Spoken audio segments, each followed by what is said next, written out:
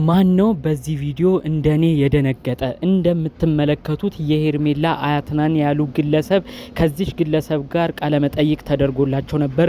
በቃለ መጠይቃቸውም እጅግ አስደንጋጭ ንግግርን የተናገሩት ሄርሜላን ረግመናል፣ የልጅ አባትን አፋታ ወደ ራሷ ህይወት በማምጣቷም አፍረናል ብለው ነው ከባድ ቃል ሲናገሩ የነበሩት። ይህን ጉዳይ በተመለከተ ነው ዝርዝር ማስረጃ የተለያዩ ጉዳዮችን ላወራችሁ ብቅ ያልኩት። ይህን ቪዲዮ ያላያችሁ ሰዎች ይህን መረጃ ቪዲዮን ማየት ከፈለጋችሁ ቀጥታ ፍፄ ቲዩብ ብላችሁ ገብታችሁ ከ15000 በላይ ሰብስክራይበር ያለው 18000 ሰብስክራይበር ያለው ዩቲዩብ ቻናል ላይ የተለቀቀ ቪዲዮ ነው። እዛም ገብታችሁ እንድትመለከቱ ነው መጋብዛችሁ። እኔ ግን አጠር ባለ መልኩ ስለዚህ ቪዲዮ እንዲሁም ከዛ በኋላ ስላሉት ሁኔታዎች ነው እኔም ደግሞ ጠቅለል አድርጌ መረጃውን ይዤ የመጣሁት።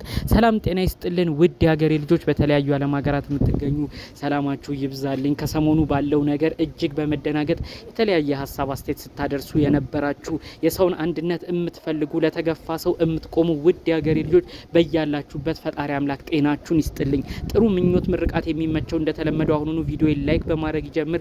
ለቤቴ አዲስ የሆናችሁ ሰዎች ደግሞ ባካችሁ ሰብስክራይብ በማድረግ የኔን ቤተሰብ እንድትሆኑኝ በአክብሮት በፍቅር ልጠይቃችሁ ቀጥታ ሚጆ ለመጣሁት ዝርዝር መረጃዎች ያመራለሁ። እስቲ የኚህን አያትየውን ንግግር እስቲ አዳምጠን እንመለስ። ከባድ የሆነ እርግማን ነው ሄርሜላ ላይ ሲያወርዱ የነበረው። እስቲ ስሙት፣ 2 ደቂቃ ሰጣችሁ። አልሆነ እኔ እርሶን እንዴት ነው እስከዛሬ ዝም አሉ? ሄርሜላ እንደዚህ ስትሆን እንደዚህ ስታጠፋ የሰው ትዳር አፈናቅላ የሰው ባል የልጅ አባት ነው ከሚስቱ ከልጁ ለይታ እንትን ስታደርግ እርሶ እንዴት ዝም አሉ ብዬ እንደው ላማክሮት ብዬ ነው። እኔ ዝም አላልኩም። ይሄ ጉድ ይሄ ነገር ከቤታችን የለም።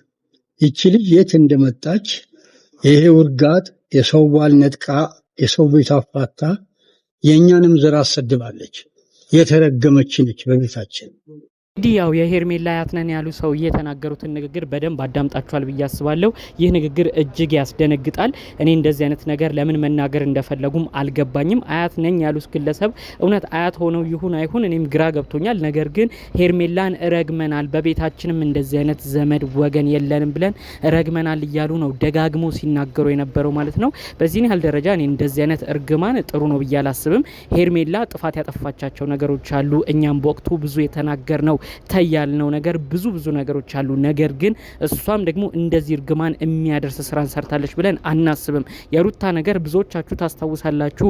ከአብርሽ ጋር ህይወትን አልቀጥልም፣ ፍቺን እፈልጋለሁ፣ ሁሉ ነገራችን እዚህ ላይ ይቋጭ ብላ ብዙ ነገር ነው እንግዲህ አብርሽን ጨቅጭቃ አብርሽን ለምና ትዳራቸው እንዲቋረጥ ፍቹም እንዲቀደድ ብዙ ነገር በማድረግ ትዳሩ እንዲቋረጥ የሆነው። ከዛም በመቀጠል እንግዲህ ሩታ የማይገቡ ሰዎችን እንግዲህ ወደ ህይወቷ እየመጣች እነ ዳኒን እነ ሜሪን ህይወቷ ውስጥ እያስገባች የማይሆን ተግባር ላይም ተሳትፋ እንግዲህ አብርሽ እንዲቀየማት አብርሽ በሷ እንዲያዝን አብርሽ እስከመጨረሻው እንዲጨክም በሷን ያደረገችው። በዚህ በኩል ደግሞ ሄርሜላ ጥሩ ፍቅርን እንክብካቤን ጥሩ ነገሮችን ነው ስታሳየው የነበረው። በዛም የተነሳ አሁን ሰዎች ራሱ ወደ ሄርሜላም እያደሉ በቃ ሄርሜላ እኮ ምንም ስታጠፋ አላየናትም፣ ስትንከባከበው ፍቅር ስትሰጠው ነው የተመለከትነው። ስለዚህ ሁለቱ ከተመቻቹ እኛ ምን አገባን እያሉ ባሉበት ሰዓት እንዲሁም ደግሞ ሄርሜላ ወደ ጥሩ ስራም እያደላች የአብርሽን የጋራ ጓደኞች እንዲሁም አብርሽ ቡታጅራ እያለ የሚያውቃቸውን የሰፈሩ ልጆች አዲስ አበባ ድረስ እንዲመጡ እያረገች ቤት እየተከራየች የተቸገሩ ልጆችን እየረዳች ወደ ስራም ለማምጣት ብዙ መልካም ነገሮች ላይ ተሳትፋም እየተመለከትናት ነው።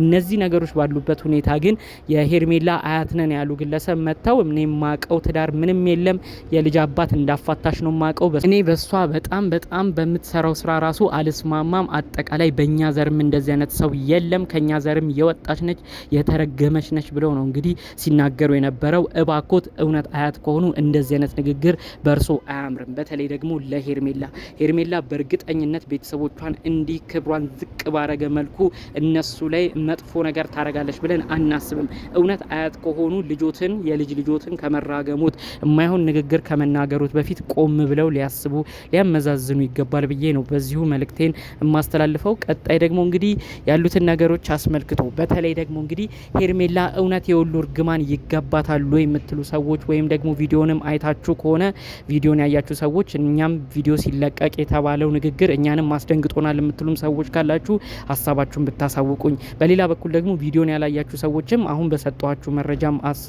አስመልክቶ የእናንተን ምልከታ ምን እንደሚመስል በዚሁ ሀሳባችሁን ብታሳዩኝ ደስ ይለኛል። ማንም ወደደም ጠላም አሁን ደግሞ አንድ እውነት መናገር የምፈልገው አብርሽ ልቡ ያደላው ልቡ ሙሉ ለሙሉ ወደ ሄርሜላ ነው።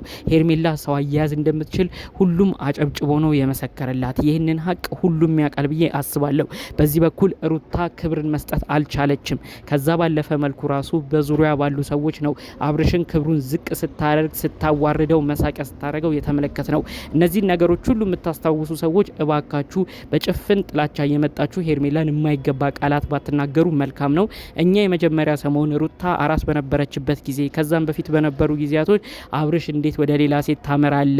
ምን አይነት ብልግና ነው? ምን አይነት ስራ ነው የምትሰራው? ብለን ብዙዎቻችን ወቅሰናል፣ ብዙዎቻችን ተናግረናል። ነገር ግን አሁን በምናየው ነገር ደግሞ ብዙ ሰው ወደ ሩታ ማርላቱን ትቶ ወደ ሄርሜላ በሄደበት መልኩ እኛም ወደዛ ማቅናትን እያመራን ነው።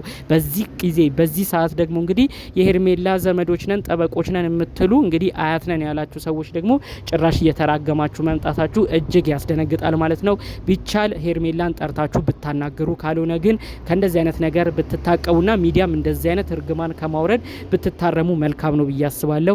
የሚረግም የተረገመ ነው ይላል እንደውም መጽሐፍ ቅዱስ እያሉ ነው ሰዎች ይህን ጉዳይ እያብራሩ በውስጥ መልእክቶችንም ሲልኩልኝ የነበረው። በአጠቃላይ የአያትየው ንግግር ትንሽ ጠጠር ያለ ነው። እነዚህ አይነት ንግግሮች ትንሽ ቢታረሙና የሆነ እርምት ቢታከልባቸው መልካም ነው ባይነን ብለው ሁሉ ሀሳባቸውን ሲያካፍሉን የነበሩ ሰዎችንም ተመልክተናል ማለት ነው። በሌላ በኩል እንግዲህ አብርሽን አሁንም ድረስ እየጨቀጨቁ ከሄርሜላ ጋር ያለህን ግንኙነት ለመቀጠል የሩታ ፍቃድ ያስፈልጋል እያሉ እነዳኒ የማይሆን መልእክት ማስተላለፋቸውን ቀጥለውበታል። ይሄ ነገር ግን እነሱንም እንደማያዋጣ በድጋሚ መልእክቴን አስተላልፋለሁ። ዳኒና ሜሪ መምራት የሚችሉት እንዲሁም በአብርሽ ህይወት ላይ ጣልቃ እየገቡ ተጽዕኖ ማድረግ የሚችሉት ነገር እንደሌለም ነው በዚሁ እማስጠነቅቃችሁ። ዳኒና ሜሪ ከዚህ በፊት እንዳደረጋችሁት አብርሽን መጫወቻ እያረጋችሁ የሚኖረውን ህይወት እንመርጣለን የምትሉት ነገር እንደማያዛልቅና እናንተ በእልህ ገፋፍታችሁ ከሩታ ጋር እንደማታኖሩትም ነው በዚሁ እመሰክርላችሁ። አጠቃላይ እንግዲህ ጠቅለል ባሉ መረጃዎቼ ለዛሬ ይዤ መጣሁት ይህንን ይመስል ነበር። በሌሎች አዳዲስ መረጃዎቻችን እስክንገናኝ ድረስ ሰላሙን ሁሉ ተመኘውላችሁ። ሰላም።